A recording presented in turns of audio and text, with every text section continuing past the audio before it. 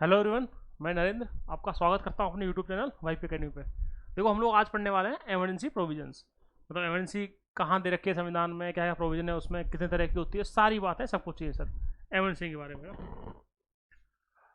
Important चीज़ से काम की सर, पार्ट कहाँ पर दे रखी है, 18 के अंदर दे रखी है सर। कहाँ पर? 18 में दे रखी है सर। एक बात आपकी सबसे पहली, ठीक है। आर्टिकल कौन से दे रखे हैं? 352 से लेके 360 तक है ना। एमरजेंसी बेसिकली तीन तरह की है। कौन कौन सी सर आपकी? एक है नेशनल इमरजेंसी, जो मेन है इसके अंदर से तीन, वो नेशनल है आपकी। स्टेट है, national emergency, state emergency. State emergency को ही क्या बोलते हैं? Presidents rule. इसी का दूसरा नाम है प्रेसिडेंट्स रूल, ठीक है। और लास्ट है आपके फाइनेंशियल इमरजेंसी सर। तीसरी दे रखी है आपकी फाइनेंशियल इमरजेंसी, ठीक है। एक बात हुई क्लियर। नेशनल कहाँ दे रखी है सर? आर्टिकल 352 के अंदर। ये दे रखी है आपकी 356 के अंदर, और ये दे रखी है आपकी 360 में। देखो कितना शानदार काम किया ना बनाने वालों ने। चार चार का गैप है सर, 352 से लेकर 60 तक। 52 दे रखी है आपकी नेशनल, 56 में दे रखी है आपकी स्टेट, और फाइनेंशियल मिनिस्ट्री दे रखी है 360 के अंदर सर, ठीक है। एक बात सिंपल सी। अब आते हैं अपन, अब डेप्थ में पढ़ते हैं सर इसको, किसको? नेशनल इमरजेंसी को, ठीक है। इसके बारे में बातें करेंगे पूरी, और इसको समझते हैं डेप्थ के अंदर पूरी चीज़ें कैसे काम कर रही हैं सर, ठीक है। आते हैं सर नेक्स्ट बात पे। आर्टिकल 352 जो है सर, वो क्लियरली बोलता है कि प्रेसिडेंट जो है वो डिक्लेयर कर सकते हैं इमरजेंसी, नेशनल इमरजेंसी, जैसे उन्हें लगे कि इंडिया के ऊपर जो सिक्योरिटी है अपनी, उसके ऊपर किसी भी तरह का थ्रेट है, या उसके किसी पार्ट पर। यानी जो अपना, इसमें एक चीज ध्यान रखना सर, पूरे कंट्री पे या कंट्री किसी पर्टिकुलर पार्ट पे अगर उन्हें थ्रेट लगता है, चाहे वो वॉर से हो, या फिर अग्रेशन से हो, या फिर आर्म्ड रेबेलियन सर। तीन कंडीशन क्या समझ में आई अपने को? पहली है वॉर, पहली बात। दूसरी आपकी एक्सटर्नल अग्रेशन, किसी ने आक्रमण कर दिया, किसी देश से लड़ाई हो गई हमारी, या फिर सर आर्म्ड रेबेलियन। ध्यान रखना, ठीक है। एक बात याद रखना, ये जो आर्म्ड रेबेलियन है, ये वाला, ये जो थर्ड वाली कंडीशन है ना, आर्म्ड रेबेलियन, ये बाद में ऐड किया गया है सर, ध्यान रखना। यानी ये जो आर्म्ड रिबेलियन है आपका, ये बाद में ऐड हुआ है। एक इंपॉर्टेंट बात है सर, ये ध्यान रखना। ये ऐड कब किया गया सर? आपका 44th कॉन्स्टिट्यूशनल अमेंडमेंट एक्ट। ये कब आया था सर? अपना 1978 में, ठीक है। 1978 में आया था 44th, उससे ऐड किया गया है। तो उससे पहले क्या था? ये तो बाद में ऐड हुआ है ना, ठीक है सर। इससे पहले क्या था? Internal disturbance. इंटरनल डिस्टर्बेंस एक वर्ड था सर, यानी कि ओरिजिनल कॉन्स्टिट्यूशन में क्या दे रखा था? Internal disturbance. ये ओरिजिनल में दे रखा था, ध्यान रखना सर। ओरिजिनल में आपका ये दे रखा था इंटरनल डिस्टर्बेंस, यानी इंटरनल डिस्टर्बेंस के बेस पे आप एमएनसी लगा सकते हो, ये दे रखा था। लेकिन इसको बाद में चेंज किया गया 44th के अंदर सर, ठीक है। इसके बेस पर ही इंदिरा गांधी ने, जब इंदिरा गांधी प्रधानमंत्री थी, उन्होंने लगाई थी कौन सी एमएनसी? 1975 वाली सर, ध्यान रखना। 1975 में जो एमएनसी लगी थी, वो इसके बेस पे लगाई थी, इंटरनल डिस्टर्बेंस। मेन बात है सर इसमें, क्योंकि इंटरनल डिस्टर्बेंस को कहीं भी डिफाइन नहीं किया हुआ कॉन्स्टिट्यूशन के अंदर, बस वो वर्ड लिखा हुआ है। अब इंटरनल डिस्टर्बेंस छोटी छोटी से लेकर बड़ी से बड़ी बात कुछ भी हो सकती है, उसके बेस पर उन्होंने एमएनसी लगा दी थी, और वो एक साल से ऊपर तक रही थी, लगभग एक साल तक रही थी सर। 75 से लेकर 76 के एंड तक, 77 में जाके हटी थी वो ना। 77 में फिर चुनाव हुए थे आपके दोबारा, ठीक है सर। तो ये इंपॉर्टेंट बात याद रखना, आर्म्ड रिबेलियन बाद में जोड़ा गया है, पहले क्या था? इंटरनल डिस्टर्बेंस था, उसको हटा के ये जोड़ा गया है सर, ठीक है। यानी अब जो है वो आर्म्ड इंटरनल डिस्टर्बेंस नहीं है आपको किसी भी कंडीशन में, ठीक है सर, हटा दिया गया उसको। एक बात समझ में आ गई अपने को सिंपल सी। आगे बढ़ते हैं सर नेक्स्ट चीज पे। कंडीशन समझ में आई? तीन कंडीशन है, वॉर, एक्सटर्नल अग्रेशन, या फिर आपका आर्म्ड रिबेलियन सर, ठीक है। इन तीन कंडीशन के कारण एमएनसी लग सकती है, नेशनल एमएनसी। और कौन लगा सकता है? प्रेसिडेंट लगाते हैं सर आपके, ठीक है। एक बात ये भी याद रखना, मैंने अभी बताया था सर, पूरे इंडिया में लग सकती है कहीं भी, या फिर इंडिया के पर्टिकुलर किसी पार्ट में लग सकती है। ये क्लियरली मेंशन भी है, national emergency, security of India और पार्ट ऑफ इट। या तो पूरे इंडिया की सिक्योरिटी को खतरा हो, या फिर किसी एक पर्टिकुलर पार्ट को खतरा हो, तो भी हो सकता है, ठीक है। तो नेशनल इमरजेंसी किसी एक पर्टिकुलर पार्ट में लग सकती है, या पूरे इंडिया के अंदर लग सकती है, ठीक है। समझ में आई सिंपल बात। आते हैं सर नेक्स्ट बात पे। देखो नेक्स्ट क्या है, जो 38th अमेंडमेंट था कॉन्स्टिट्यूशन का 1975 में किया गया था, उसने क्या किया, जो नेशनल इमरजेंसी की डिक्लेरेशन थी ना, उसको जुडिशियल रिव्यू के स्कोप से बाहर रखा। ठीक है सर। अब देखो जुडिशियल रिव्यू क्या होता है, बेसिकली ये पुरानी क्लासेस में किया हुआ है वैसे, पर फिर भी बता देता हूँ सर, जो लोग आज फर्स्ट टाइम देख रहे हैं उनके लिए। जुडिशियल रिव्यू का सिंपल सा मीनिंग है, अगर कोई भी, चाहे आपकी पार्लियामेंट हो, चाहे एग्जीक्यूटिव हो, कोई भी लेजिस्लेटिव बॉडी हो इंडिया के अंदर, चाहे वो स्टेट वाली हो या आपकी सेंटर की हो, अगर किसी भी बॉडी ने कोई भी एक्ट पास किया, कोई नया कानून बनाया है, कोई लॉ बनाया है, या कोई एग्जीक्यूटिव ऑर्डर पास किया है, अगर वो संविधान के अगेंस्ट है या संविधान की भावना के अगेंस्ट है, यानी कॉन्स्टिट्यूशन जो प्रोविजन है अगर उनके अगेंस्ट है, तो सुप्रीम कोर्ट उस पर्टिकुलर एग्जीक्यूटिव ऑर्डर को, कानून को जीरो घोषित कर सकता है, यानी वो नल एंड वॉइड कर सकता है उसको। इसको बोलते हैं जुडिशियल रिव्यू। ठीक है सर, ये जुडिशियल रिव्यू होता है। इंदिरा गांधी की बात पता थी, डेफिनेटली सर, पीएम है, तो उन्हें लोगों ने सलाह दी कि आप एक अमेंडमेंट लेके आइए जिससे कि इसको बाहर निकाल दें उससे। तो उन्होंने क्या किया कि जो नेशनल इमरजेंसी है ना, तो नेशनल इमरजेंसी जो डिक्लेरेशन होती है, यानी नेशनल इमरजेंसी को बाहर कर दिया, किससे, जुडिशियल रिव्यू से। यानी जब नेशनल इमरजेंसी लगाई जाएगी तो जुडिशियल रिव्यू नहीं हो सकता उस पर लगाने का सर। ठीक है, ये उन्होंने कब किया, 1975 में। इसके बाद ही तो 1975 इमरजेंसी लगी थी। ठीक है, जून में लगी थी सर, है ना, 25 जून 1975 को। एक बार समझ में आई सर, वापस से, लेकिन इस प्रोविजन को दोबारा से खत्म कर दिया गया, किसके द्वारा, 1978 में 44th अमेंडमेंट एक्ट के द्वारा। देखो ध्यान रखना सर, जो जो चीज़ों की गलत चीज़ें जो इंदिरा गांधी ने करी थी उस टाइम, जो पीएम थी उस टाइम, उन्होंने 38 पास किया, 42 पास किया, उसमें बहुत सारी चीज़ें चेंज करी थी उन्होंने संविधान को लेके, बहुत सारे चेंज किए अपने कॉन्स्टिट्यूशन सिस्टम को लेके सर। उसमें जो जो चेंज किए और जो गलत थे इन केस, तो उन सबको सही किया गया किससे, 44th से। ठीक है, हुआ क्या, 1975 में इमरजेंसी लगी, 76 में रही वो, 77 के अंदर दोबारा चुनाव होते हैं। 1977 में सर चुनाव हुए दोबारा। 1977 के अंदर इंदिरा गांधी हार गई, कौन जीत के आया, मोरारजी देसाई, यानी आपकी जनता पार्टी जीत के आई थी। तो 1977 के चुनाव के अंदर जनता पार्टी जीत के आई सर। जनता पार्टी के पीएम बने सर कौन, मोरारजी देसाई। इसके पीएम थे मोरारजी देसाई। तो जो मोरारजी देसाई थे उन्होंने बहुत सारी चीज़ें चेंज करी उसमें, और ये 44th अमेंडमेंट लाने वाले कौन थे, मोरारजी देसाई। तो उन्होंने कहा कि नहीं भैया, इसको जो इम्यूनिटी है वो नहीं रहने देंगे हम, जुडिशियल रिव्यू इसका भी होना चाहिए। ठीक है सर, और ये अमेंडमेंट सही था सर, ये बिल्कुल 100% वैलिड अमेंडमेंट है, सही थी वो चीज़। इंदिरा गांधी की वो चीज़ गलत थी सर, बिल्कुल ओपनली स्पीकिंग, है ना, कि इम्यूनिटी नहीं होनी चाहिए, क्योंकि आर्बिट्री डिसीजन है सर, कोई भी कुछ लेगा, कल को कुछ भी करेगा भाई, कोई भी पीएम आके कुछ भी बोलेगा सर, फिर तो पता लगा कल को किसी पीएम का मन किया सर, फिर लगा दी इमरजेंसी, तो वो सब चीज़ है। तो ये बात समझ में आई अपने को सर। आते हैं नेक्स्ट बात पे, ये ध्यान रखना, ये पॉइंट्स बेसिकली यूपीएससी पूछ लेती है कई बार, वो ओरिजिनल वाली वो सब बातें पूछ लेती है।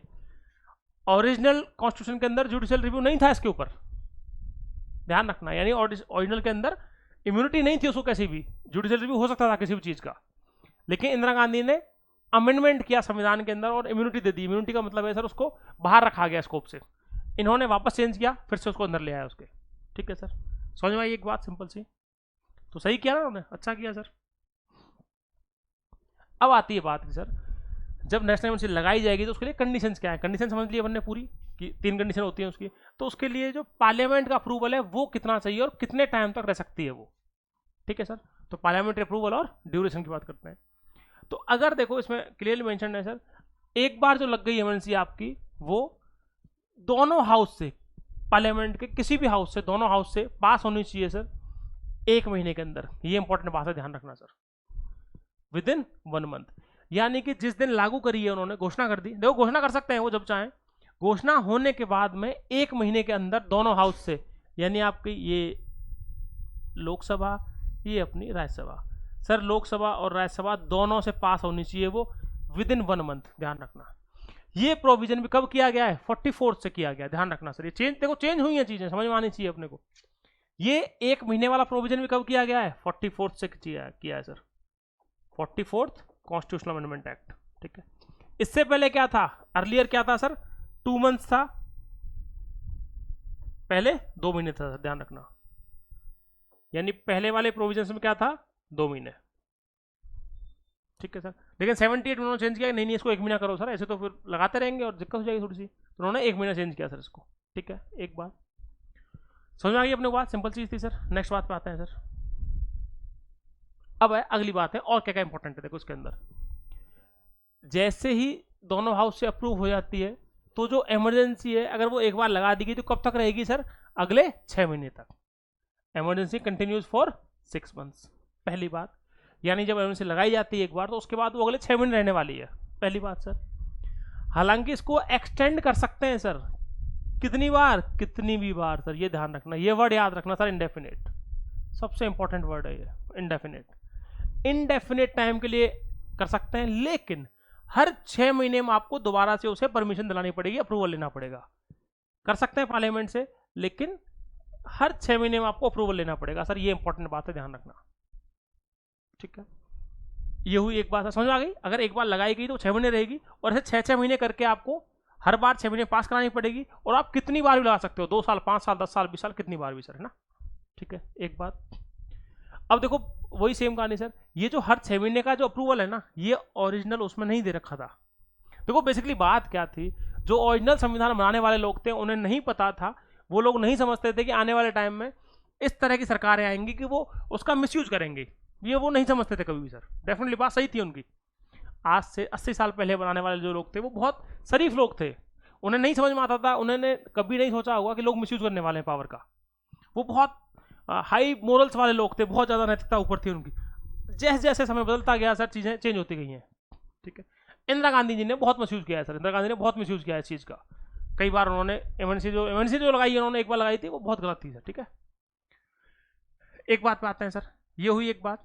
तो उन्होंने ये जो 6 महीने वाला प्रोविजन है ये भी बाद में ऐड किया गया, यानी ये जो प्रोविजन है ना, कौन सा, पीरियडिकल वाला, कौन सा सर, 6 महीने वाला, ये जो हर 6 मंथ्स में आपको दे रखा है कि हर 6 महीने में इसको करना है, ये भी सर बाद में ऐड किया गया, कब, 1978 में, ठीक है। ये भी 44 से ऐड किया गया दोबारा बाद में, पहले नहीं था ओरिजिनल में।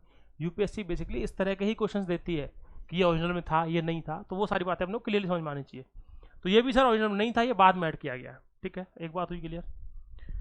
उससे पहले क्या था, अगर पार्लियामेंट ने एक बार इमरजेंसी लगा दी, पहले क्या था, अगर इमरजेंसी एक बार लग गई तो वो कितने भी टाइम रह सकती है, as long as cabinet desired. यानी कि जब तक कैबिनेट चाहेगा, जब तक प्रधानमंत्री और उनके मंत्री चाहेंगे, तब तक इमरजेंसी लगी रहेगी, ये पहले दे रखा था।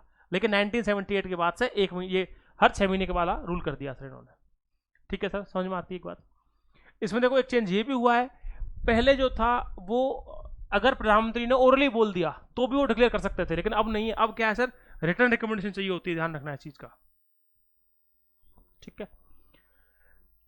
पहले क्या दे रखा था, पास होने के लिए सिंपल मेजोरिटी चाहिए थी, ध्यान रखना सर। अभी क्या है, स्पेशल मेजोरिटी, यानी अगर उसको पास करना है तो दोनों हाउस से सर कंटिन्यू करने के लिए उसको, तो स्पेशल मेजोरिटी, ध्यान रखना सर।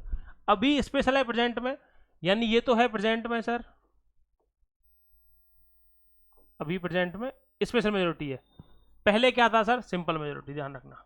यानी पहले सिंपल मेजोरिटी से काम हो जाता था, ये ध्यान रखना सर, ये फर्क है। ये बेसिकली बहुत बड़ा फर्क है सर, डिफरेंस है इस चीज का ना। पहले सिंपल मेजोरिटी से काम हो जाता था, कोई दिक्कत नहीं थी, अभी स्पेशल कर दिया सर इसको कि भैया स्पेशल मेजोरिटी पास करना पड़ेगा, उसे हर उसमें लगातार करना पड़ेगा चीज़ों को ना। एक बात ये भी ध्यान रखना सर, पहले जो थी चीज़ें वो आपके बेसिकली पीएम ने अगर ओरली भी बोल दिया प्रेसिडेंट को कि ठीक है भैया इमरजेंसी डिक्लेयर कर दो, 1975 में हुआ था कि 1975 में जो इमरजेंसी डिक्लेयर हुई थी वो रात के 12 बजे हुई थी सर, अगर अपने को पता हो, पुराने उसमें दे रखा है सर, रेडियो पर डिक्लेयर की गई थी बेसिकली कि देश में आज से इमरजेंसी लगती है सर ना। उसके लिए इंदिरा गांधी ने किसी भी तरह के कैबिनेट के मंजूरी नहीं ली थी, ना ही किसी मंत्री के साइन थे सर उसमें, किसी भी कैबिनेट मिनिस्टर के। उन्होंने ओरली बोल दिया और वो हो गया, एक उनके वहां से मैसेज पहुंचा कि ठीक है भैया आपको करना है, ठीक है सर। अब क्या है, अब रिटर्न रिकमेंडेशन चाहिए होती है, ध्यान रखना सर। प्रेजेंट में क्या चीजें हैं अब और क्या है प्रेजेंट में, रिटर्न रिकमेंडेशन, ये इंपॉर्टेंट वर्ड है सर, ध्यान रखना। अब लिखित में होना चाहिए पूरी बातें सर, रिटर्न रिकमेंडेशन किसकी, यूनियन कैबिनेट की सर, ये इंपॉर्टेंट है भैया, फर्क है इस चीज का, ध्यान रखना दोनों में ना, ठीक है।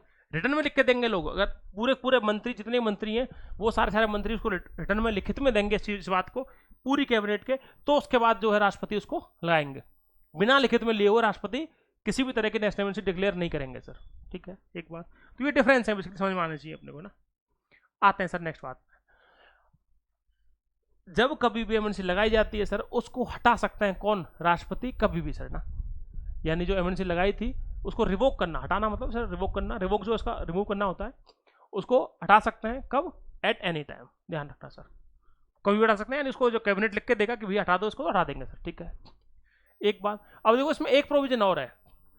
एक तो ये कि ये प्रोविजन दे रखा है सिंपल सा, राष्ट्रपति हटा देंगे, कैबिनेट ने बोल दिया। लेकिन सर मान लिया जाए कैबिनेट नहीं बोल रहा है और कंडीशन ऐसी है कि इमरजेंसी हटाने की जरूरत है, हट जाएगी तो कोई दिक्कत नहीं है सर, हट जानी चाहिए। तो उसके लिए एक प्रोविजन और दिया गया। एक प्रोविजन तो ये रहा जो अपन ने पढ़ लिया सर।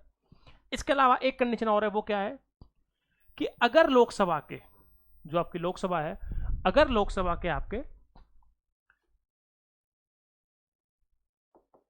10% लोग ये बोल दें, यानी 1/10 मेंबर जो है वो ये बोल दें कि भैया लोकसभा है, लेकिन ध्यान रखना सर ना, लोकसभा के 1/10 मेंबर अगर ये बोल दें कि राष्ट्रपति जी अपन जो है इसको हटाने के लिए चाह रहे हैं, हटाना चाह रहे हैं सर, है ना, विपक्ष के हों, किसी भी पार्टी के हों, अगर सर वो ये बोल दें और मान लो उस टाइम पे लोकसभा सेशन में नहीं है, फॉर एग्जाम्पल लोकसभा सेशन में, थोड़ा तो प्रस्ताव आ ही जाएगा और हटा देंगे उसको, तो हटाने के लिए वोटिंग भी होती है, ध्यान रखना सर इसको। दो कंडीशन है, बहुत क्लियरली बता रहा हूँ सर, बिल्कुल डिफ्रेंशिएट करना उस चीज़ को, उसमें मतलब कंफ्यूज नहीं होना। पहली कंडीशन क्या है, इसको अगर हटाना हो नेशनल इमरजेंसी को, तो डायरेक्टली राष्ट्रपति हटा सकते हैं, कैबिनेट ने बोला कोई दिक्कत नहीं, हट जाएगी, पहली बात। लेकिन अगर ऐसा नहीं हो रहा है और स्थिति ऐसी आ गई है कि हटनी चाहिए, तो दूसरी कंडीशन क्या है कि लोकसभा के अंदर इसको रिवोक करने का प्रस्ताव ला सकते हैं सर। मिनिमम 10% मेंबर्स के साइन चाहिए होते हैं, एक बात। और अगर लोकसभा उसे सिंपल मेजोरिटी से पास कर देती है उसे, तो भी हटाना पड़ेगा सर। और ये राष्ट्रपति के ऊपर बाइंडिंग है, ध्यान रखना सर, बारीकी समझना सर। अगर सिंपल मेजोरिटी से लॉ ले आते हैं, वो बोल देते हैं इसको रिवोक करने का प्रस्ताव ले आते हैं, तो राष्ट्रपति को हटानी पड़ेगी सर। ठीक है, लोकसभा चल रही थी, मेजोरिटी उसे ले आए, सिंपल मेजोरिटी से हट गया सर, एक बात। और अंदर गहराई की बात है, देखो मजा यूपीएससी का उसी में आता है कि आप एकदम गहराई में पढ़ते रहो, एक बार ही पढ़ाई करनी होती है और बढ़िया से पढ़ना होता है। मान लिया जाए सर लोकसभा सेशन में नहीं है उस टाइम, हाइपोथेटिकल कंडीशन, हो सकता है हाइपोथेटिकल भी हो सकता है, प्रैक्टिकल पॉसिबल है। मान लो जो विपक्ष के लोग हैं, सरकार के लोग हैं, वो चाहते हैं कि सर इसको जो है हटाया जाए, लेकिन अगर वो लोकसभा सेशन में नहीं है तो प्रस्ताव कैसे लाएंगे? तो उसके लिए रूल है सर, 10% लोग अगर साइन करके देंगे तो जो प्रेसिडेंट साहब हैं उन्हें नेक्स्ट 14 डेज के अंदर सर लोकसभा का सेशन बुलाना पड़ेगा। नेक्स्ट 14 डेज में, अगले 14 दिन में लोकसभा का सेशन बुलाना पड़ेगा प्रेसिडेंट को, और उसके बाद उसमें प्रस्ताव लाके उसे हटवा देंगे सर। ठीक है, तो दोनों बात समझ गए अपन, डेप्थ समझ गए, उसमें और दूसरी कंडीशन थी वो भी समझ गए सर, गहराई की बात है ना। आते हैं सर और नेक्स्ट बात पे अपन। ठीक है, ये बात समझ में आई अपने को, सिंपल चीज। नेक्स्ट कंडीशन आती है सर अपनी, इम्पैक्ट क्या होंगे सर नेशनल इमरजेंसी के। अगली जो बात है जो बहुत ज़्यादा काम की है वो है सर इसका इफेक्ट और इम्पैक्ट क्या होंगे नेशनल इमरजेंसी के, यानी कि आपके जो जैसे बेसिकली फंडामेंटल राइट्स वगैरह हैं उन सब पे इम्पैक्ट क्या पड़ेगा, फंडामेंटल राइट पे, गवर्नमेंट पे, स्टेट की पे, सेंटर की पे।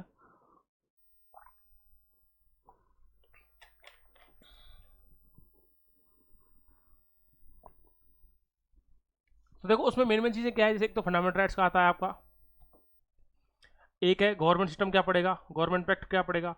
गवर्नमेंट में कौन सी सर, एक सेंट्रल गवर्नमेंट है आपकी, स्टेट गवर्नमेंट है, उन सब चीज़ों में इम्पैक्ट क्या पड़ेगा। सिटीजन पे क्या इम्पैक्ट पड़ेगा डायरेक्टली सर, डायरेक्टली लोगों पे क्या फर्क पड़ेगा, लोगों के राइट्स वगैरह उन पर क्या इम्पैक्ट पड़ेगा, तो वो सब चीज़ें पढ़ेंगे सर अभी डेप्थ में ना। बात है सर अगली बात पे, जो नेशनल इमरजेंसी है उसके टाइम में ध्यान रखना सर, जो सेंट्रल गवर्नमेंट है ना वो पूरी तरह पावरफुल बन जाती है, पहली बात सर। ठीक है, यानी कि कोई भी मैटर हो किसी भी राज्य का, उसके ऊपर एग्जीक्यूटिव डायरेक्शन दे सकता है कौन, सेंटर। यानी किसी भी राज्य में सिंपल समझते हैं सर इस बात को। पहला वाला पॉइंट क्या बोल रहा है, ये आपका इंडिया सर अपना, इसमें किसी भी मैटर पे सर इस स्टेट को, इसको, इसको, किसी भी स्टेट को किसी भी मैटर पे कोई भी एग्जीक्यूटिव ऑर्डर दे सकता है। कौन? सेंटर। यानी कि सेंट्रल गवर्नमेंट जो है वो पावरफुल बन जाती है, ऐसा ध्यान रखना पहली बात। ठीक है, यानी जो स्टेट गवर्नमेंट है वो रहती तो है, उन्हें बर्खास्त नहीं कर रहे, ऐसा ध्यान रखना। स्टेट गवर्नमेंट रहती हैं, उन्हें डिसॉल्व नहीं कर रहे असेंबली को, असेंबली रहेगी, एमएलए और वो रहेंगे वहां, मुख्यमंत्री वगैरह मंत्री रहेंगे सब लोग, लेकिन पावरफुल कौन बन जाता है? Central government sir. ठीक है, एक बात, जो भी स्टेट गवर्नमेंट के एलिमेंट्स हैं यानी उन पर कंट्रोल आ जाता है किसका? सेंट्रल गवर्नमेंट का। सस्पेंड नहीं हुई है वो, ध्यान रखना सर, मैंने लिख के दिया है, इसमें क्लियर लिखा है आपके लिए। The state governments are brought under the complete control of the centre though they are not suspended. Suspend नहीं किया, स्टेट गवर्नमेंट है, राजस्थान, यूपी, एमपी, बिहार, बंगाल सब रहेंगे, सरकार है, सब जगह मुख्यमंत्री रहेंगे, वहां के मंत्री रहेंगे, सब लोग रहने वाले, एमएलए रहेंगे वहां, सब कुछ रहेंगे, लेकिन सेंट्रल गवर्नमेंट के अंडर में काम कर रहे होंगे। सेंट्रल गवर्नमेंट के पास पूरा पूरा आपका आ जाता है। इसी बात को सर अंबेडकर साहब ने एक कोट किया है, बहुत शानदार कोट है, कभी टाइम मिले डेप्थ में पढ़ना सर, पार्लियामेंट इसका पूरा कॉन्स्टिट्यूशन जो है उन्होंने कोट किया था जब डिबेट चल रही थी पार्लियामेंट की, कॉन्स्टिट्यूशन वाली डिबेट चल रही थी, उसमें बोला था कि देखो वैसे तो अपना सिस्टम क्या है? फेडरल सिस्टम है,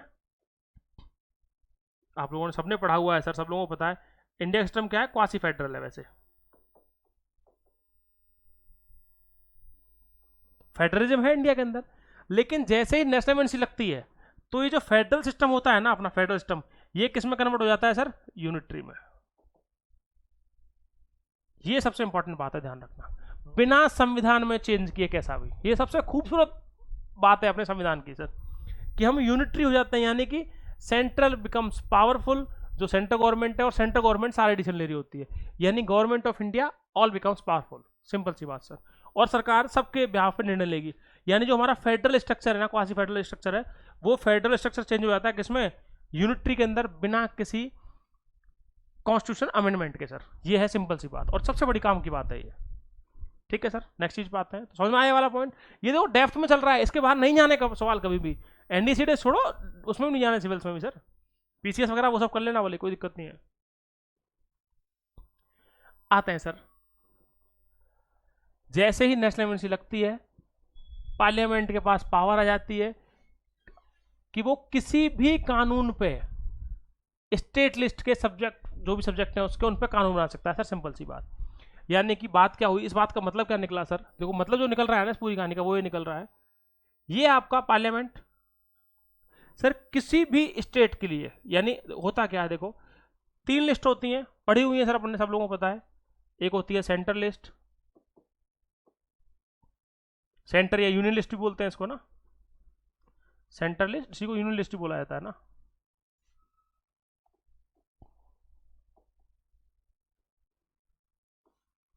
स्टेट लिस्ट और कॉन्करेंट। ठीक है सर, अब देखो पार्लियामेंट इसमें कानून बना सकती है, इसमें बना सकती है, स्टेट पे नहीं बना पाती वो, नॉर्मल टाइम्स में, नॉर्मल कंडीशंस के अंदर स्टेट जो लिस्ट होती है उस पर कानून नहीं बनते कभी भी, पार्लियामेंट ऑफ पावर नहीं होती। बट सर जैसे ही नेशनल इमरजेंसी लगाई गई है तो उस टाइम पे पार्लियामेंट जो है उसके पास पावर आ जाती है किसकी? स्टेट लिस्ट पे भी कानून बनाने की। ठीक है सर, यूपीएससी इन्हीं बातों को स्टेटमेंट में दे देती है आपको, और अपन कंफ्यूज होते रहते हैं उस चीज़ को लेकर। तो समझ में आई सर अपने को, सिंपल सी बात, बेसिक बात। आते हैं सर अगली बात पर, नेक्स्ट चीज़ पर। ठीक है, तो ये बात समझ में आई अपने को क्लियरली? ठीक है, ये ध्यान रखना सर। अब आते हैं सर इसके बाद और इम्पैक्ट है इसके, वो क्या क्या है सर ना, यानी कि जो आपकी लोकसभा है उस पर क्या इम्पैक्ट पड़ेगा और स्टेट असेंबली क्या फर्क पड़ेगा। ठीक है सर, स्टेट असेंबली का डिस्कस कर लिया अपन ने, अभी बता दिया कि सर स्टेट असेंबली के अंदर किसी भी तरह का कोई चेंज नहीं होता, सिर्फ और सिर्फ जो लॉ मेकिंग पावर है वो पार्लियामेंट के पास आ जाती है। ठीक है सर, एक बात। अब आती बात लोकसभा की, लोकसभा में क्या पड़ रहा है, जो लोकसभा है अपनी सर, उस लोकसभा की जो लाइफ है उसे बढ़ा सकते हैं, यानी नॉर्मल टाइम कितना है? 5 साल का। अपन ने देखा लोकसभा 5 साल के लिए काम करती है, वैसे लोकसभा जो है आपकी वो 5 साल काम करती है, अभी टेन्योर 5 साल ही तो है लोकसभा का, उसे इंक्रीज कर सकते हैं कितना? 6, यानी 1 ईयर ऐड कर सकते हैं सर, उसमें ध्यान रखना। एक बार में कानून लाना पड़ेगा, law of parliament for 1 year sir, at a time, यानी एक बार में कर सकते हैं, लेकिन कितनी बार कर सकते हैं? कितनी भी बार कर सकते हैं, ये ध्यान रखना sir. Any length of time, कितनी भी बार चेंज किया जा सकता है, हर 1 साल के लिए। 5 से 6 किया, एक साल बढ़ाया उसको, फिर एक साल, फिर एक साल, फिर एक साल, कितनी बार भी कर सकते हैं, लेकिन हर बार उसको कानून लाना पड़ेगा, आपको लोकसभा में पास करना पड़ेगा, उसको बिल लाना पड़ेगा सर। एक बात समझ में आ गई? तो लोकसभा पे तो एक साल बढ़ा देते हैं, विधानसभा जो होती है आपकी स्टेट असेंबली, उनका कोई टेन्योर नहीं बढ़ाया जाता, वो जो 5 साल चल रहा है वही चलता रहेगा सर, सारे काम होंगे उसमें, सब चीज़ें। बस इतना सा फर्क आता है कि जो स्टेट असेंबली की लॉ मेकिंग पावर्स हैं वो पार्लियामेंट के पास आ जाती हैं सर, सिंपल सी बात, ठीक है। यानी स्टेट असेंबली अपने स्टेट लिस्ट में तो बनाएगी, कानून बना सकती है, लेकिन अगर पार्लियामेंट को लगता है कि कोई इंपॉर्टेंट कानून बनना चाहिए, तो इंपॉर्टेंट कानून पार्लियामेंट भी बना सकता है स्टेट के लिए, ध्यान रखना सर, ठीक है। तो वो जो सारी पावर्स हैं वो सेंटर के पास आ जाती है, ठीक है। एक बात, आते हैं सर नेक्स्ट चीज पे। नेक्स्ट इंपैक्ट क्या है सर इसका? जो आर्टिकल 358 है ना अपना, देखो हम इंपॉर्टेंट आर्टिकल्स कर रहे हैं इसमें पूरे 52 से लेकर 60 तक के, जो जो इंपॉर्टेंट है सर आपके, वो क्या बोलता है कि 358 के अंदर जो अपने आर्टिकल है कौन सा सर? 19। अब आर्टिकल 19 में 6 आर्टिकल वो दे रखे हैं, फंडामेंटल राइट्स हैं, right to move freely, reside in India, occupation, profession वगैरह, वो सब दे रखे हैं ना। Freedom of speech and expression, article 19 कौन सा है? Freedom of speech and expression, यही तो है सर। इसमें दे रखी है ना बहुत सारी कंडीशन। जिन लोगों को नहीं पता सर, फंडामेंटल राइट्स वाला देख लेना, पूरे क्लियर कराए हुए हैं एक डिटेल में सर, 3-4 क्लासें पूरी पूरी, वो एक क्लास में खत्म नहीं किया सर औरों की तरह की एक एक बस नाम लिया और लिख के चले गए सर, पूरा समझाया, डिटेल में डिस्कस किया है, एक एक पॉइंट डिस्कस किया है उसका, उसके एक्सेप्शन डिस्कस किए हुए पूरे पूरे, ठीक है सर। और इंपॉर्टेंट केस कौन कौन से हुए वो भी डिस्कस किए हैं, जो इंपॉर्टेंट केस रहे हैं फंडामेंटल राइट्स वाले। तो freedom of speech and expression, इसके अंदर 6 फंडामेंटल राइट आते हैं सर, 6 कंडीशन दे रखी हैं अलग अलग। आर्टिकल 19 जो है इसमें 6 दे रखे हैं, 19(1), 19(2) से लेकर 5, 6 तक दे रखे हैं। तो ये 6 के 6 जो है ना, ये ऑटोमेटिकली सस्पेंड हो जाते हैं, कब? जब कभी भी नेशनल इमरजेंसी लगाई जाती है सर, ये ध्यान रखना। ये बात कहाँ दे रखी है? 358 में दे रखी है। यानी जब कभी भी नेशनल इमरजेंसी इंपोज की जाएगी, लगाई जाएगी, नेशनल इमरजेंसी लगते ही सर आपके आर्टिकल 19 ऑटोमेटिकली सस्पेंड हो जाएगा, ये ध्यान रखना सर। ये है मुद्दे की बात, काम की बात जो है वो यही है कि आर्टिकल 19 जो है वो ऑटोमेटिकली सस्पेंड हो जाएगा सर। समझ गए बात को? कहां दे रखा है? ओरिजिनल कॉन्स्टिट्यूशन दे रखा है, 358 के अंदर दे रखा है सर, ठीक है। तो कई बार वो पूछ सकते हैं कि आर्टिकल 19 में चेंज करना हो तो कॉन्स्टिट्यूशन अमेंडमेंट करना पड़ेगा? नहीं करना पड़ेगा सर। अगर इमरजेंसी लगी हुई है, नेशनल इमरजेंसी लगी हुई है, तो सस्पेंड करने के लिए आपको किसी भी तरह के आपको लॉ लाने की जरूरत नहीं है, वो ऑटोमेटिकली सस्पेंड हो जाएगा। ऑटोमेटिकली वर्ड लिखा हुआ है सर, क्लियर, ध्यान रखना इस चीज का। आते हैं भैया नेक्स्ट चीज पे, ठीक है सर। 359 ये बोल रहा है, ये बोलता है सर कि जो आपका right to move any court for the enforcement of fundamental rights, national emergency, यानी जब कभी भी नेशनल इमरजेंसी लग रही हो तो आपके पास एक अधिकार होता है, जो सिटीजन हैं अपने, उनके पास अधिकार होता है सर। आर्टिकल 32 के अंदर अधिकार है ना, फंडामेंटल राइट्स अगर आपके वॉलेट हो रहे हो तो आप सीधा वहां जा सकते हो, सुप्रीम कोर्ट में जा सकते हो। तो इसमें जो एनफोर्समेंट है, यानी इसमें ध्यान रखना सर, एफआर वॉलेट नहीं हो रहे हैं आपके, एनफोर्समेंट वॉलेट हो रहा है उनका।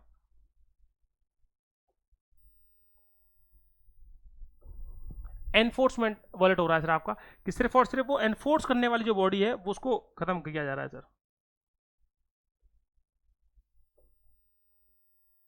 ठीक है। ये ध्यान रखना ये बात, एनफोर्समेंट जो है उसे हटा रहे हैं सर, यानी जो आपका मूव करने का जो पावर है आपके पास उसको रोक रहे हैं, बस फंडामेंटल राइट खत्म नहीं कर रहे। सिटीजन्स की कहां पर? कोर्ट जाने की, जो अपने पास पावर होती है ना, नॉर्मल कंडीशन पावर है ना अपने पास, कि अगर आपके फंडामेंटल राइट्स को वॉलेट हो रहे हैं तो आप उनके एनफोर्समेंट के लिए कोर्ट जा सकते हो आप। 32 में सुप्रीम कोर्ट और 226 में आप हाई कोर्ट, ठीक है सर। ये होता है किसका? सुप्रीम कोर्ट का, ठीक है। और 226 है आपका हाई कोर्ट का, ठीक है सर, ऐसा है। तो ये जो आर्टिकल्स हैं इनके एनफोर्समेंट पे रोक लग जाती है सर उस टाइम पे, ध्यान रखना 359 के अंदर, ठीक है, समझ में आया। 58 में 19 को हटा रहे हैं ऑटोमेटिकली, 359 में एनफोर्समेंट, यानी आपको जो मूव करने का जो आपके पावर है उसको रोक रहे हैं बस, ठीक है सर। नेशनल इमरजेंसी के टाइम पे, नॉर्मल टाइम में कोई दिक्कत नहीं है कैसे भी, ठीक है सर।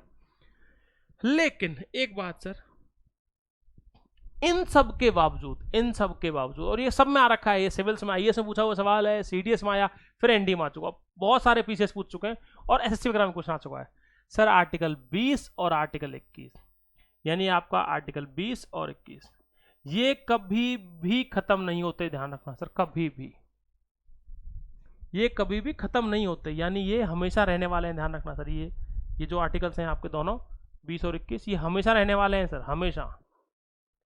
चाहे नेशनल इमरजेंसी लग रही है, कोई भी नेशनल इमरजेंसी ज़्यादा टफ चीज़ कुछ भी नहीं होती। अगर नेशनल इमरजेंसी भी लग रही है देश में, उसके बावजूद भी ये दोनों खत्म नहीं होते। इन दोनों में क्या क्या दे रखा है सर? एक तो आपका protection in respect of conviction, यानी गिरफ्तारी से रोक वाली कंडीशन दे रखी है पूरी। अगेन सर वही बात बोलूंगा, बहुत डीप में डिस्कस किया है सर इसको 20 में, 20(1), 20(2) और क्या कंडीशन है वो सब डिस्कस की हुई है फंडामेंटल राइट्स के चैप्टर में पूरी पूरी सर, है ना। पढ़ लेना भैया, बहुत काम किया वहाँ पे। और sir right to life and liberty, ये आर्टिकल 21, ठीक है। ये तो भैया सिंपल आया था। अभी आपका पेपर हुआ है, अभी जून में एग्जाम हुआ अपना, सिविल्स वाला एग्जाम हुआ। और सर ये हमने पेपर से 10-12 दिन पहले डिस्कस किए थे फंडामेंटल राइट्स, और उसमें डिस्कस किया था कि प्राइवेसी जो है, राइट टू प्राइवेसी, वो कौन सा आर्टिकल में आएगी, क्लियरली मेंशन है उसमें, जाकर देखना। और भैया वहां दे रखा था आर्टिकल 21, और यही यूपीएससी ने क्वेश्चन पूछ लिया सिंपल सा। हम ये नहीं कह रहे हम जो पढ़ा रहे यूपीएससी में आ रहा है, लेकिन कुछ कुछ बातें आ रही हैं सर उसमें से। बेसिक टर्म्स की कहानी है सर, अगर आपको बेसिक्स क्लियर हो रहे हैं ना अगर आपके, तो ज़्यादा दिक्कत नहीं आती किसी भी चीज़ में, ठीक है। तो आर्टिकल 20 और 21 हमेशा रहने वाले हैं सर आपके, चाहे नेशनल इमरजेंसी लग रही हो चाहे नहीं लग रही हो। अगर नेशनल इमरजेंसी है तो उस टाइम भी वो एनफोर्स रहते हैं, ठीक है। ध्यान रखना सर इस बात को। आते हैं भैया नेक्स्ट चीज पे, ठीक है सर। ये हुई अपनी पूरी पूरी कहानी किसकी, नेशनल इमरजेंसी खत्म। अब आती है बात सर किसकी, अपनी स्टेट इमरजेंसी, ठीक है सर। अब अपन पढ़ेंगे स्टेट इमरजेंसी सर। इस वाले पेज से अपन स्टेट इमरजेंसी स्टार्ट कर रहे हैं, ठीक है। स्टेट इमरजेंसी यानी प्रेसिडेंट रूल स्टार्ट करना है सर, ठीक है। अब देखो प्रेसिडेंट रूल के अंदर आर्टिकल सर, ये गलत लिखा हुआ भैया, 355 है सर, ये 355 है यहाँ पे सर, ध्यान रखना। आर्टिकल 355 है सर यहाँ पे, ये 35 गलत, वो टाइपिंग एरर है, ध्यान रखना सर सिंपल सा। ये बेसिकली एक टाइपिंग एरर है, ज़्यादा कुछ नहीं है सर, है ना। 335 नहीं है सर यहाँ, 355 है ये, ठीक है।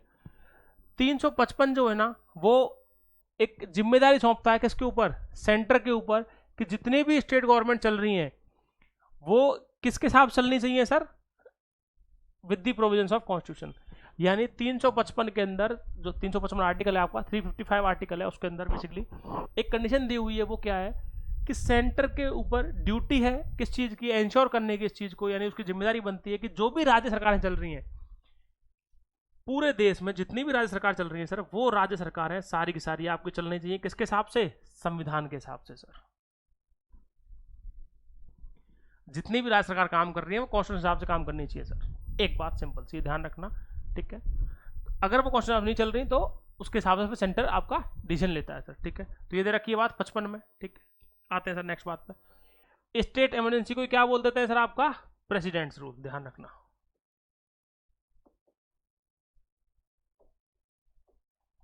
इसी का दूसरा नाम है प्रेसिडेंट्स रूल, स्टेट इमरजेंसी का, ठीक है सर। एक बात भी क्लियर, कोई दिक्कत नहीं कैसे भी, सिंपल सी है ना। क्योंकि स्टेट में लगती है, राष्ट्रपति जी लगाते हैं, राष्ट्रपति लगाने वो भी लगा रहे हैं, बट वो प्रेसिडेंट्स रूल का मतलब वही है सर कि राष्ट्रपति साहब के नुमाइंदे होते हैं, कौन, गवर्नर, और उनके हिसाब से काम चलता है पूरा, ठीक है, इसलिए बोला जाता है। आते हैं सर नेक्स्ट कंडीशन पे। 55 समझ लिया अपन ने, 55 में जिम्मेदारी दे रखी है, 355 में जिम्मेदारी दे रखी है सेंटर की, ठीक है सर। अब आती है बात 356 के ऊपर। 356 जो है उसने प्रेसिडेंट को एक पावर दे रखी है, क्या, कि वो इशू कर सकते हैं स्टेट इमरजेंसी अगर उन्हें लगता है कि जो स्टेट गवर्नमेंट है वो संविधान के हिसाब से नहीं चल रही है। ये ध्यान रखना सर सिंपल सा। आर्टिकल 356 एम्पावर्स द प्रेसिडेंट, ये पूरी कहानी sir. Situation has arisen if he satisfied that A situation has arisen in which the government of A state can not be carried on in accordance with the provisions of constitution. यानी अगर किसी भी राज्य की सरकार संविधान के हिसाब से नहीं चल रही है, संविधान के प्रोविजन हिसाब से, तो राष्ट्रपति वहां पर राष्ट्रपति शासन लगा सकते हैं सर। एक बात सिंपल सी। तो होता क्या है इसके अंदर, बेसिकली जो प्रेसिडेंट है वो एक्ट करते हैं। देखो दो कंडीशन होती है इसमें, ध्यान रखना सर, इसमें लगाने के लिए। तो अपने को 356 समझ में आया एक लेवल पे। 55 में ड्यूटी है सेंटर की, 356 में पावर है किसके पास, प्रेसिडेंट के पास, एक्शन लेने की। उसमें वो देखते हैं कि जिम्मेदारी पूरी हो रही है नहीं हो रही सर, और यहाँ एक्शन लेते हैं 56 के अंदर। तो देखो 356 जो है सर वो या तो लगती है किस पे, रिपोर्ट ऑफ द गवर्नर पे। यानी कि मान लिया जाए सिंपल सा, कोई भी राज्य सरकार सर XYZ, ये मान लो सर, ये Rajasthan government for example sir, अगर राजस्थान गवर्नमेंट सर आपकी संविधान के हिसाब से नहीं काम कर रही, एग्जांपल के लिए सर, एग्जांपल के लिए है ना, प्योरली एग्जांपल है भैया, अगर वो उस तरह से काम नहीं कर रही है तो सर या तो स्टेट के गवर्नर रिपोर्ट करेंगे प्रेसिडेंट को, क्योंकि प्रेसिडेंट के ही आदमी तो हैं गवर्नर, उनके ही उस पर तो काम करते हैं सर कहने पे। तो या तो क्योंकि रिपोर्ट जो गवर्नर रिपोर्ट देते हैं ना अपनी, वो प्रेसिडेंट को देते हैं, ध्यान रखना सर। तो या तो वो गवर्नर की रिपोर्ट पे काम करें, गवर्नर रिपोर्ट दे कि भैया यहाँ काम जो है संविधान के हिसाब से नहीं हो रहा, तो आप राष्ट्रपति शासन लगा दो, तो प्रेसिडेंट रूल लग जाएगा, कोई दिक्कत ही नहीं है कैसे भी सर। एक बात हुई। लेकिन अगर गवर्नर रिपोर्ट नहीं भी दी है तो sir even without the governors report उसके अलावा भी लग सकती है। यानी अगर राष्ट्रपति को लगे कि गवर्नर रिपोर्ट नहीं दी, ठीक है कोई बात नहीं सर, उसके अलावा अगर वो सेटिस्फाइड हो कि नहीं फिर भी गवर्नर साहब जो है उन्होंने रिपोर्ट नहीं सौंपी, मैं गवर्नर की रिपोर्ट के बिना भी राष्ट्रपति साहब जो है वो आपके स्टेट इमरजेंसी डिक्लेयर कर सकते हैं, ध्यान रखना सर। तो अगर स्टेटमेंट आएगा, यूपीएससी ने दिया हुआ है, सिविल्स में आया हुआ है क्वेश्चन सर, आईएएस प्री में पूछा हुआ है इन्होंने कि जो स्टेट इमरजेंसी है it is imposed on the recommendation of governor only. Only word गलत था सर वहां, गवर्नर की रिपोर्ट पे तो होता है, ठीक है सही है वो, लेकिन गवर्नर की रिपोर्ट के बिना भी हो सकता है, इसलिए क्लियर लिखा है इस चीज को यहाँ पे सर। ठीक है, एक बात हुई क्लियर, आगे बढ़ते हैं सर नेक्स्ट चीज पे। तो ये बात समझ में आई अपने को, सिंपल सा, ठीक है सर। 55-56 क्लियर समझ में आया सर। अब आते हैं नेक्स्ट बात पे सर इसके बाद, ठीक है। अब देखो इसमें होता क्या है, जब जब आप 356 पढ़ो सर तब तब 365 भी पढ़ना चाहिए अपने को हमेशा, ठीक है, क्योंकि 365 भी किससे रिलेटेड है, प्रेसिडेंट रूल से रिलेटेड है सर। ये भी इसमें भी कहानी किसकी दे रखी है, प्रेसिडेंट रूल की ही दे रखी है, पूरी बात है उसके बारे में बात दे रखी है सर। क्या यानी कि जब कभी भी कोई स्टेट गवर्नमेंट, अगर मान लो सेंट्रल गवर्नमेंट ने कोई डायरेक्शन दी और वो उसको नहीं मानती है, गवर्नर रिपोर्ट दी तो लग गया। अब 65 में क्या दे रखा है, ये अपनी सेंट्रल गवर्नमेंट सर, सेंटर ने कोई डायरेक्शन दी किसको, स्टेट को, सर सेंटर ने कोई भी डायरेक्शन दी है किसी भी स्टेट को, ठीक है, और वो स्टेट जो है उस बात को नहीं मान रहा है, ठीक है, तो ये राष्ट्रपति के लिए लागू हो जाता है कि वो स्टेट गवर्नमेंट जो है वो हटा सकते हैं उसको, सिंपल सा। यानी कि सेंटर ने कोई डायरेक्शन दी, एग्जीक्यूटिव ऑर्डर पास किया, एग्जीक्यूटिव डायरेक्शन दी सेंटर ने मान लो स्टेट को, और स्टेट ने मना कर दिया भैया हम नहीं मान रहे इसको, और वो लॉफुल है, ध्यान रखना।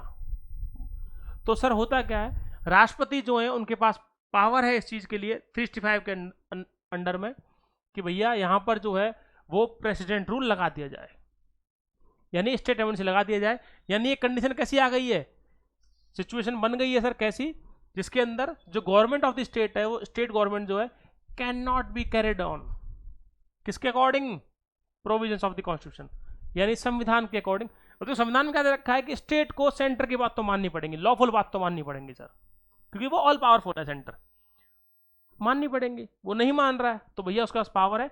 तो जब जब आप 356 पढ़ो तो उसके साथ में 365 भी मेंशन होता है सर, ध्यान रखना।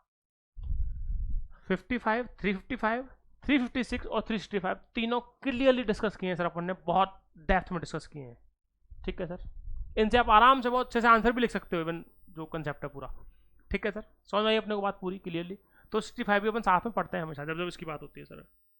आते हैं भैया नेक्स्ट बात पे ना, सेम कहानी वापस से कि पार्लियामेंट्री अप्रूवल और वो सब चीज़ें कैसी होंगी, क्या क्या बातें होंगी। तो इसके अंदर भी सेम कहानी सर, पार्लियामेंट्री अप्रूवल और ड्यूरेशन क्या क्या रहती है। जब कभी भी आपका प्रेसिडेंट रूल लगाया जाता है तो वो सर आपका दोनों हाउस से पार्लियामेंट के पास होना चाहिए, कितने में, 2 महीने में सर, ध्यान रखना। नेशनल में कितना टाइम था, 1 महीने था, यहाँ 2 महीने सर, ध्यान रखना। 2 महीने के अंदर अंदर दोनों हाउस से पास होना चाहिए, यानी आपकी लोकसभा से भी और आपकी राज्यसभा से, किसी एक से काम नहीं चलेगा, ध्यान रखना सर, ठीक है। लोकसभा और राज्यसभा दोनों हाउस से पास होना चाहिए, यहां से भी और यहां से भी, 2 महीने के अंदर अंदर सर, ठीक है। इसे सर एक्सटेंड कर सकते हैं कितने टाइम के लिए, 3 साल के लिए, लेकिन हर 6 महीने में पास कराना होता है, उसको ध्यान रखना। प्रेसिडेंट रूल जो है आपका स्टेट इमरजेंसी जो है उसे कितनी बार एक्सटेंड कर सकते हैं, 3 साल के लिए, मैक्सिमम 3 साल सर, ये मैक्सिमम है, ध्यान रखना। उसके बाद आपको वहां चुनाव करा के सरकार लानी ही पड़ेगी सर, ठीक है। यानी अगर किसी स्टेट में लगा दिया है तो ऐसा नहीं है कि सर पूरी लाइफ टाइम रहने वाला है वो, या इंडेफिनिट है, इंडेफिनिट नहीं है सर। नेशनल इमरजेंसी इंडेफिनिट है, हर 6 महीने पास करनी पड़ेगी। लेकिन स्टेट इमरजेंसी आपको मैक्सिमम 3 साल सरकार होनी चाहिए वहाँ पे, और हर 6 महीने में सेम कंडीशन, हर 6 महीने में आपको दोबारा पास करना होता है। लगाया, फिर 6 महीने बाद, फिर 6 महीने, ऐसे 6 महीने करते करते मैक्सिमम 3 साल सर। ठीक है, एक बात समझ में आई अपने को? जो आपका प्रेसिडेंट रूल लगाया गया है उसके लिए मेजोरिटी कौन सी चाहिए? सिंपल मेजोरिटी सर, ये ध्यान रखना। अब देखो यही डिफरेंस आ रहे हैं, यहाँ मेजोरिटी कौन सी आ रही है? Simple majority. नेशनल में कौन सी थी? स्पेशल मेजोरिटी, यही फर्क है। नेशनल इमरजेंसी में स्पेशल मेजोरिटी, यहाँ है आपकी simple majority sir. Simple majority से पास हो जाए दोनों हाउस से लगाने के लिए, हर बार उसे एक्सटेंड करते रहो, कितने टाइम तक? 6 आपके 6, हर 6 महीने में एक्सटेंड करते रहो उसको 3 साल तक मैक्सिमम। ठीक है सर, एक बात समझ में आई यहाँ तक? कोई दिक्कत नहीं। आते हैं भैया नेक्स्ट बात पे सर। नेक्स्ट बात आती है सर इसकी, कि जो इसका जो लगाई गई थी, प्रेसिडेंट रूल लगाया गया था, उसको राष्ट्रपति साहब कभी भी हटा सकते हैं एट एनी टाइम सर। ठीक है, यानी इसके लिए किसी भी तरह का फॉर्मल प्रोसीजर नहीं चाहिए होता कोई भी, यानी लोकसभा राज्यसभा में किसी तरह का कोई बिल नहीं चाहिए होता। यही फर्क है, नेशनल में हटाने के लिए लोकसभा में बिल चाहिए होता है, सिंपल मेजोरिटी से हटती है नेशनल इमरजेंसी। प्रेसिडेंट रूल जो है स्टेट इमरजेंसी हटाने के लिए कोई लॉ नहीं चाहिए कैसा भी सर। जब कभी प्रेसिडेंट को लगे, यानी जब कभी भी यूनियन कैबिनेट बोलेगा कि हाँ भैया ठीक है स्थिति हो गई ऐसी, तो वो हटा देंगे सर उसको, उसमें कोई दिक्कत नहीं है कैसे भी। ठीक है, अब आते हैं सर बात इसके इम्पैक्ट पे। ठीक है, इम्पैक्ट क्या है इसके? ये जो है सर, ये बातें दे रखी हैं, वो क्या है इसके इम्पैक्ट है। ठीक है, इम्पैक्ट क्या होता है? तो जब कभी भी प्रेसिडेंट रूल लगता है सर किसी भी स्टेट में, तो जो प्रेसिडेंट है अगर किसी भी स्टेट में लगाया गया है, तो होता क्या है वहाँ पे? डिसमिस कर देंगे किसको सर? काउंसिल ऑफ मिनिस्टर्स को, हेडेड बाय चीफ मिनिस्टर। यानी उस राज्य की, सिंपल सी बात क्या हुई सर यहाँ पे? ये बात मान लो इस राज्य में लगाया गया आपका, फॉर एग्जांपल पंजाब में लगाया गया, तो अगर पंजाब में प्रेसिडेंट रूल लग गया है एग्जांपल के लिए, तो सर पंजाब की जो सरकार है आपकी उसे हटा देंगे, सरकार हट जाएगी। ध्यान रखना सर, सरकार गिर जाती है, सरकार को इस्तीफा देना होता है इंक्लूडिंग सीएम। ठीक है सर, यही लिखा हुआ है क्लियरली। तो जो चीफ मिनिस्टर है उनको काउंसिल ऑफ मिनिस्टर के साथ में इस्तीफा देना पड़ता है, डिसमिस कर देते हैं उनको सर। ठीक है, एक बात। अब जब काउंसिल ऑफ मिनिस्टर हटा दी है आपने, स्टेट गवर्नमेंट हटा दी, बर्खास्त कर दी, तो काम कौन करेगा सर? तो काम कौन कर रहा होता है उनकी जगह? Governor sir. तो जो स्टेट गवर्नर है on behalf of president sir. इसीलिए बोल रहा था उस टाइम कि राष्ट्रपति कहने पर काम करते हैं, वो राष्ट्रपति का आदमी होते हैं, क्योंकि प्रेसिडेंट की डायरेक्शन होती है गवर्नर के लिए, और गवर्नर रिपोर्ट भी प्रेसिडेंट को ही करते हैं हमेशा। ये ध्यान रखना सर, सिंपल सी बात। गवर्नर काम करेंगे, स्टेट गवर्नमेंट हट गई, सीएम नहीं है, अब वहाँ हेड कौन है? गवर्नर है। यानी कॉन्स्टिट्यूशनल मशीनरी जो है स्टेट गवर्नमेंट की, उसका हेड कौन बन जाएगा? गवर्नर बन जाएगा। गवर्नर साहब काम करेंगे सारे। ठीक है सर, प्रेसिडेंट की डायरेक्शन पे गवर्नर काम करते हैं ऑन बिहाफ ऑफ प्रेसिडेंट। ठीक है, सारे जो भी उसका एडमिनिस्ट्रेशन है, जो भी काम होने हैं उसमें, with the help of chief secretary, यानी स्टेट में जो चीफ सेक्रेटरी उनके हिसाब से काम करेंगे वो, उनके साथ मिलके। और अगर वो नहीं है तो उनकी जगह कोई भी दूसरा एडवाइजर जिसे प्रेसिडेंट ने अपॉइंट किया है। मोर देन 90%, 95% तो चीफ सेक्रेटरी होते ही है स्टेट में उस टाइम पे। इनकेस अगर नहीं अपॉइंटमेंट नहीं हुआ, कोई भी रीजन है, तो उसकी जगह कोई भी दूसरा एडवाइजर होता है जो प्रेसिडेंट को अपॉइंट करते हैं जिसे, और वो एडवाइस करता है किसको? गवर्नर को, और स्टेट गवर्नमेंट का आपको सारा काम चल रहा होता है सर। ठीक है, ध्यान रखना। जो अब देखो स्टेट गवर्नमेंट चली गई, आपने स्टेट गवर्नमेंट तो बर्खास्त कर दी, तो भैया अगर मान लो उस टाइम पे कोई कानून लाना है, कोई बिल पास करने हैं, सरकार का बजट भी पास करना होगा, सरकार ये तो चली गई है, राज्य तो है, राज्य में कॉन्स्टिट्यूशनल मशीनरी और तो लोग काम कर रहे हैं लोग भाई, सिर्फ मंत्री और मुख्यमंत्री तो नहीं है, उसके अलावा और सब लोग तो हैं, तो उसके लिए बजट तो चाहिए भाई, नौकरी भी कर रहे हैं लोग, सब कुछ हो रहा है। तो जितने भी बिल्स होते हैं लेजिस्लेटिव बिल्स, स्टेट के लेजिस्लेटिव बिल होते हैं, और आपका स्टेट का बजट कौन पास करता है सर? आपका पार्लियामेंट। ये ध्यान रखना, सबसे इंपॉर्टेंट बात, सबसे ज़्यादा काम की बात यही है, ध्यान रखना कि जब कभी भी पार्लियामेंट तो हटा दिया उसने, आपने स्टेट गवर्नमेंट को हटा दिया, तो उसके लिए काम कौन करेगा? पार्लियामेंट करेगा सर। पार्लियामेंट जितने भी लेजिस्लेटिव बिल्स होंगे और आपका स्टेट बजट होगा, उन दोनों को पास करेगा सर, और सारे सारे लेजिस्लेटिव काम और एग्जीक्यूटिव काम आपका गवर्नर कर रहा होगा। ठीक है सर, और पार्लियामेंट आपके बिल पास कर देगा। ठीक है सर, एक बात हुई क्लियर। आते हैं सर नेक्स्ट बात पे। इसमें एक बात ये ध्यान रखना सर, जो आपकी जब स्टेट इमरजेंसी लगाई गई तो उस टाइम मुख्यमंत्री से लेकर सारे मंत्री वो सब तो चले गए, लेकिन आपके जो स्टेट हाई कोर्ट है वो बिल्कुल सेम रहता है सर, ये ध्यान रखना। यानी प्रेसिडेंट रूल जो है उस टाइम में स्टेट हाई कोर्ट जो था आपका सर, हाई कोर्ट, ये हाई कोर्ट पे कोई इम्पैक्ट नहीं पड़ेगा कैसा भी सर, ये बिल्कुल सेम रहेगा वैसा वैसा ही, ठीक है। हाई कोर्ट पे कोई इंपैक्ट नहीं पड़ता कैसा भी, यानी उसकी जो कॉन्स्टिट्यूशनल पोजीशन है वो स्टेटस, पावर्स और फंक्शन बिल्कुल हाई कोर्ट के, यानी मान लो एग्जांपल पंजाब गवर्नमेंट गिरा दी या सर पंजाब में प्रेसिडेंट रूल लग गया फॉर एग्जांपल, तो सर जैसे पंजाब में प्रेसिडेंट रूल लगेगा तो हाई कोर्ट को इंपैक्ट नहीं पड़ेगा, हाई कोर्ट प्रॉपर काम कर रहा होगा सर, कोई दिक्कत नहीं है, ठीक है। सर सबसे अगली बात, इंपॉर्टेंट बात, जैसे नेशनल इमरजेंसी जुडिशियल रिव्यू के अंदर थी, उसके स्कोप में थी, यानी नेशनल इमरजेंसी का रिव्यू हो सकता है, वैसे ही सर आपका जो प्रेसिडेंट रूल है उसका भी जुडिशियल रिव्यू हो सकता है। The presidential proclamation of imposing president rule is subject to judicial review sir. Judicial review किसका हो सकता है? प्रेसिडेंट रूल का भी हो सकता है सर, यानी अगर ऐसा तो नहीं है कि राष्ट्रपति साहब ने वैसे ही लगा दिया या कभी भी किसी, अब ऐसा तो ऐसा होगा ना, अगर इसको देखो ये क्यों किया गया प्रोविजन का कारण है, अपने को चीजें डेप्थ में समझ में आनी चाहिए। जुडिशियल रिव्यू क्यों दिया गया सर? जरूरी नहीं है ना कि सेंटर और स्टेट में गवर्नमेंट सेम सरकार की हो, सेम पार्टी की हो, बिल्कुल जरूरी नहीं है सर। फॉर एग्जाम्पल चलो अब तो खैर राजस्थान वगैरह में आ गई है, लेकिन इससे पहले अभी कुछ महीने पहले सर अभी आपके लास्ट सरकार जो थी कांग्रेस सरकार थी यहाँ पे, और सेंटर में बीजेपी थी।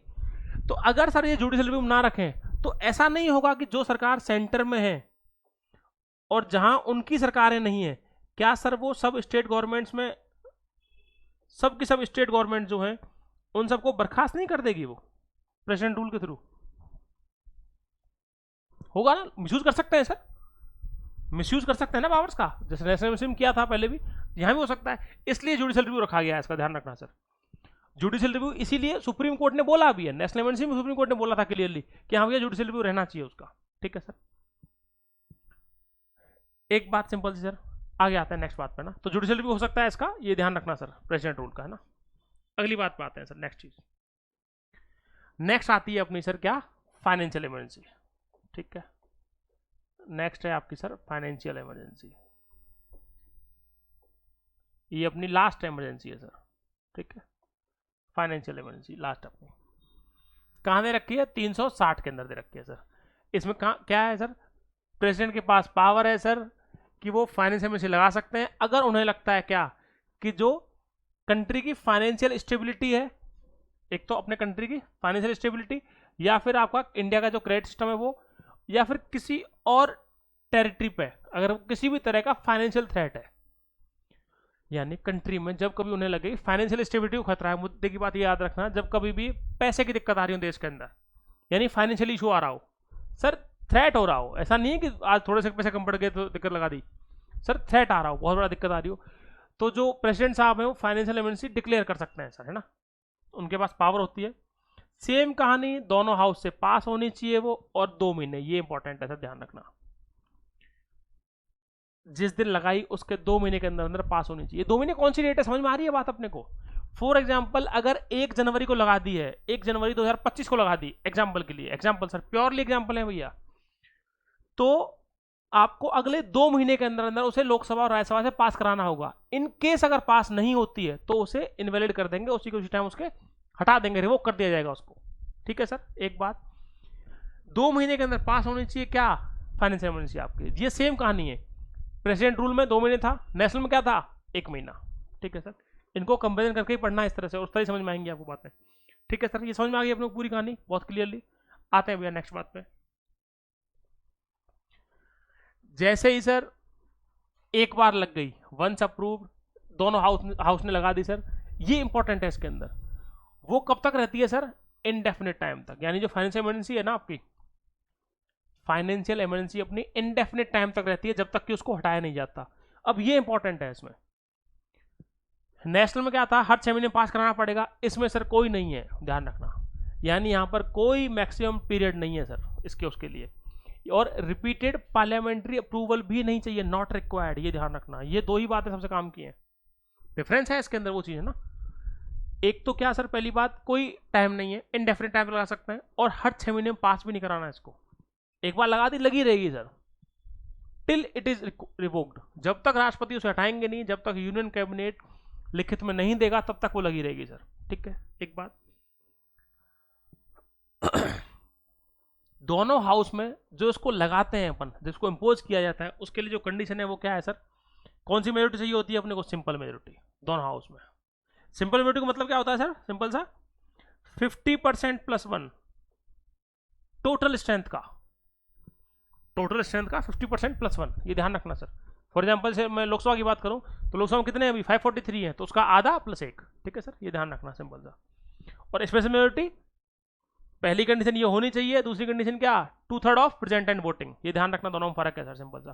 तो ये बात क्लियरली समझ में आई अपने को सर, इसमें कहीं कोई डाउट कैसा भी? इसको हटाने के लिए कोई वो नहीं चाहिए होता, और जब तक राष्ट्रपति चाहें तब तक लगा सकते हैं, लगी रहेगी वो, यूनियन कैबिनेट लिखित में देगा, हट जाएगी वो सर, लेकिन और कोई प्रोविजन नहीं है कैसा भी, ठीक है सर।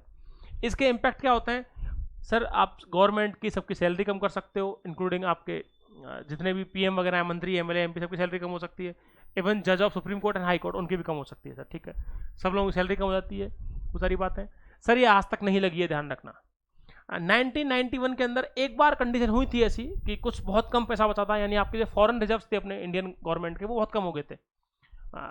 फाइनेंस मिनिस्टर हुआ करते थे कौन? मनमोहन जी थे उस टाइम, और आपके पीएम हुआ करते थे अपने कौन? नरसिम्हा राव। नरसिम्हा राव की सरकार थी सर, कांग्रेस गवर्नमेंट थी। 1991 1991 की बात है, लेकिन sir once again Manmohan ji one of the great personality sir, one of the great, जिन्हें लोग बहुत लोहा मानते हैं इकोनॉमिक्स के अंदर उनका सर, और हैं वो बहुत शानदार। वो ठीक है, लोग उनका मजाक उड़ाते हैं कि भाई बोलना नहीं आता, वो सब चीज़ें, लेकिन सिर्फ बोलने से कुछ नहीं होता, काम भी होना चाहिए सर, है ना। मनमोहन जी ने बहुत शानदार काम किया। मनमोहन जी ने सर एलपीजी रिफॉर्म्स लेके आए थे, ध्यान रखना, और उसके बाद वो एमएनसी की जरूरत नहीं पड़ती। लिबरलाइजेशन, प्राइवेटाइजेशन, ग्लोबलाइजेशन, ठीक है सर, ये रिफॉर्म्स ले आए थे वो, एलपीजी रिफॉर्म्स।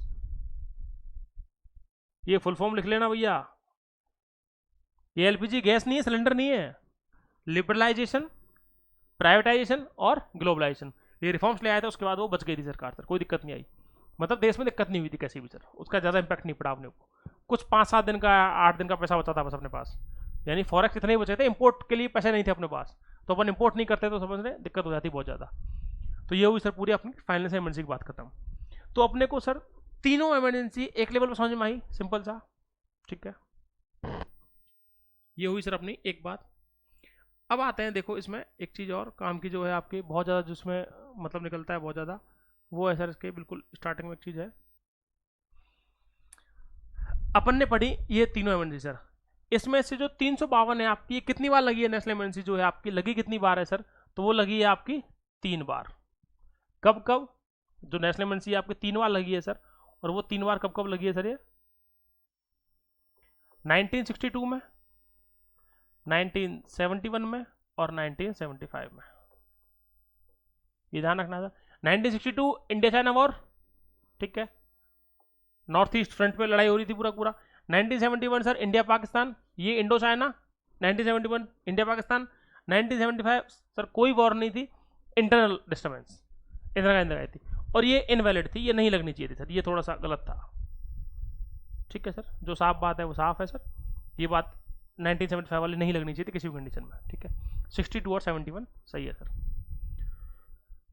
सबसे ज्यादा इन तीनों में कौन लगाया सर? स्टेट इमरजेंसी, लगभग 125 से ज्यादा बार लग चुकी है अब तक सर, ध्यान रखना। ये जो है आपकी प्रेसिडेंट रूल जो है, ये आपका बहुत ज्यादा बार लग चुका है, मोर देन 125 टाइम्स, ठीक है सर। 360 फाइनेंस इमरजेंसी एक बार भी नहीं लगी सर आज तक, 0 टाइम्स,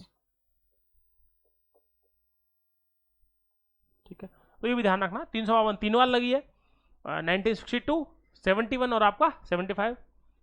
स्टेट इमरजेंसी सबसे ज़्यादा लगी है सर, 125-30 बार लग चुकी है अब तक, 27-28 बार हो गए हैं आई थिंक, और आपका फाइनेंस इमरजेंसी सर एक बार भी नहीं लगी। सिंपल बात, बिल्कुल बेसिक, ठीक है सर। मिलते हैं नेक्स्ट वीडियो में सर, और नेक्स्ट कंटेंट के साथ में, नेक्स्ट टॉपिक के साथ में, ठीक है सर। Okay, thank you.